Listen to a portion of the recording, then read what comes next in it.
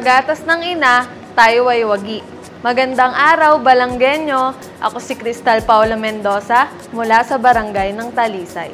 Sumali ako sa patimpalak na ito upang ipalaganap ang aking advokasya na pagpapasuso. Dahil naniniwala ako na sa gatas ng ina, tayo ay wagi. W. Walang gastos sapagkat ang gatas ng ina ay libre. A. Angat sa talino ang sanggol na sa ina ay sumususo. G. Gaganda ang mood ni nanay sapagkat nakakatulong ito upang maiwasan ang postpartum depression. At I. Iwas sa sakit sapagkat siguradong sapat ang nutrisyon na makukuha ng sanggol sa unang 6 na buwan. Kaya naman kapag ako'y nanganak na, sisiguraduhin ko na ang aking anak ay makakasuso at ibabahagi ko rin ito sa kapwa ko nanay. Maraming salamat po.